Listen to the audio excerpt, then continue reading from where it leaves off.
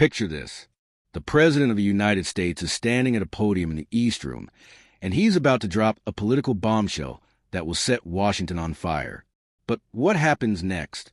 What you're about to hear is a story of how one carefully crafted response turned the entire political world upside down in less than 24 hours. Imagine you're watching live television when President Trump leans into the microphone, lowers his voice just enough to sound conspiratorial, and says something that makes every reporter in the room freeze. You know, we had a lot of trouble lately with certain people still pulling strings behind the scenes. And yes, I'm talking about Barack Obama. The room doesn't gasp, but you can feel it. Reporters exchange glances.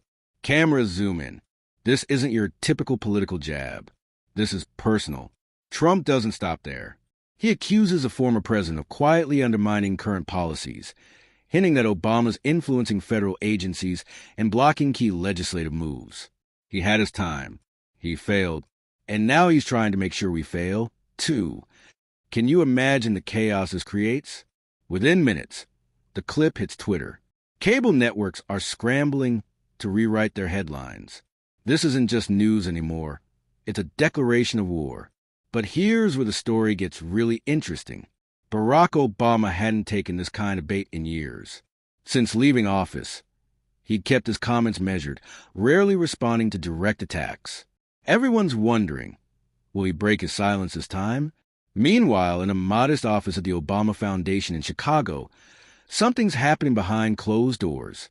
Valerie Cortez, his longtime scheduling coordinator, closes the door and addresses a small group. He's not ignoring this one. She says quietly, he's got something to say, and we're finding the right place to say it.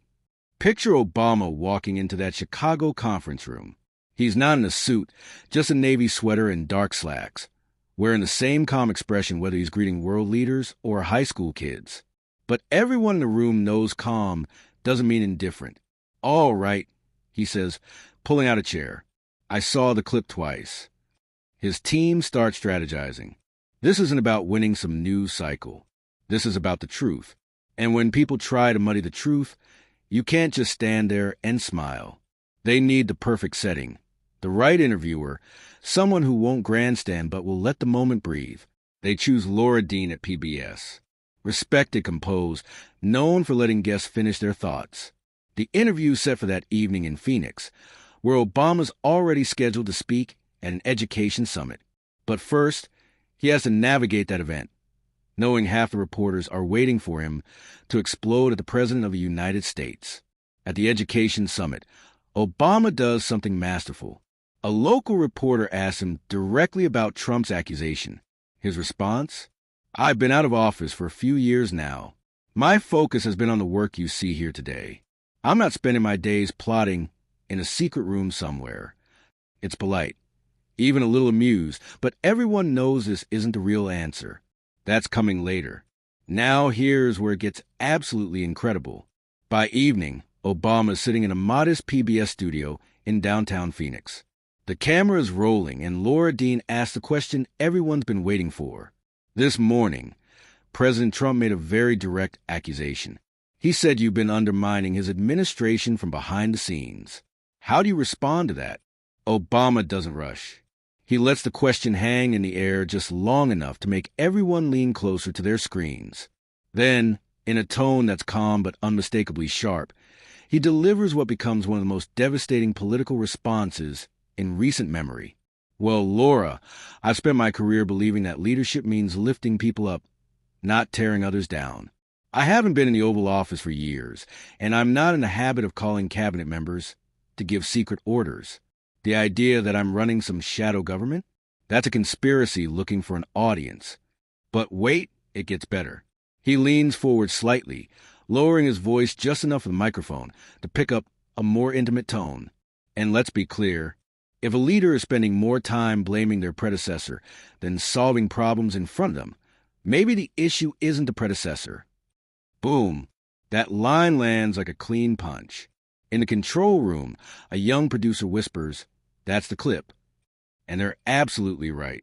When Laura asks what he'd say directly to Trump if he were sitting right there, Obama's answer is immediate. I'd say, focus on the job you were elected to do. The country's challenges aren't going to wait while we point fingers. The Oval Office is a place for accountability, not excuses. Can you believe this? The man just dismantled an entire attack without raising his voice, without insults, without even breaking a sweat. But here's the crazy part. The interview hasn't even aired nationwide yet when a teaser clip leaks from the control room. That single line about spending more time blaming predecessors is already making the rounds on social media. By the time the full interview airs at 8 p.m. Eastern, it's already trending on Twitter. People aren't tuning in out of political loyalty. They want to see how Obama handles it. And what they witness is a masterclass in staying cool under pressure. The reaction is immediate and explosive. In living rooms across America, people are watching this unfold in real time. In a bar in Milwaukee, a guy in a baseball cap shakes his head and says, "He didn't yell. He didn't insult him. He just made him look small." The woman next to him replies, "That's the difference. Trump throws punches. Obama just moves the ring." Within minutes, hashtags like Obama clapback and leadership not excuses start trending. Even people who don't usually comment on politics are sharing the video. This isn't just political theater anymore. It's become a cultural moment. But wait, there's more. At 9:14 p.m., Trump tweets, "Obama is lying.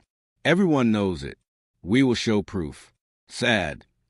The post gets thousands of likes, but it also guarantees that the story will dominate the next morning's headlines. Trump just walked right into the trap. By the next morning, the clip has become the lead story on every major morning show. Good Morning America replays Obama's line 3 times in under 5 minutes. Commuters on the D.C. Metro are watching the video on their phones. Coffee shops from Portland to Santa Fe are playing it on their TVs with subtitles. Here's what makes this moment so powerful. Obama didn't just defend himself. He completely reframed the entire conversation. Instead of engaging with Trump's claim, he questioned the leadership behind it. And because his delivery was so controlled, the focus stayed on the words, not the performance. Even conservative outlets find themselves covering it because their audiences demand it. Fact-checkers release detailed breakdowns showing no evidence of Obama interfering in current government policy. Cable news panels start stacking up the contradictions in Trump's claims. The ripple effect spreads far beyond politics. Athletes and musicians repost a clip on Instagram.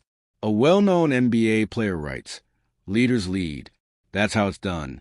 Late-night hosts are having a field day. On TikTok, users remix the audio into dance videos. Even a professional chef posted saying, "Replace Oval Office with kitchen and it still works." What started as a political attack has become a cultural reference point for staying cool under pressure. Obama's response isn't just trending. It's becoming a principle people rally around. Military veterans start sharing their own leadership stories using the hashtag Oval Office Standard. But here's the most incredible part. While everyone wants Obama to do more interviews, to capitalize on this moment, he refuses. "We said what we needed to say," he tells his team.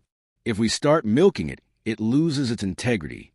That restraint only increases public respect for the moment. By the end of the week, when Obama gives his final speech in Indianapolis, he brings it full circle. Without mentioning Trump by name, he tells the audience, leadership isn't about finding someone to blame when things get tough. It's about taking responsibility even when the problems are bigger than you. You can't control everything that happens to you, but you can control how you respond. The message resonates beyond politics. Teachers start using Face Forward as a hashtag, sharing stories about their work in schools and communities. What began as a political confrontation becomes a lesson in leadership that transcends party lines. So here's what we learned from this incredible 48-hour period. When someone comes at you with accusations and conspiracy theories, you don't have to shout back. Sometimes the most devastating response is the calmest one. Obama took Trump's attack and turned it into a masterclass on leadership, accountability, and grace under pressure. And maybe that's the real takeaway here. In a world full of noise and chaos, sometimes the most powerful thing you can do is stay calm, speak the truth, and let your character do the talking. Because when you do that, you don't just win an argument. You remind people what real leadership looks like.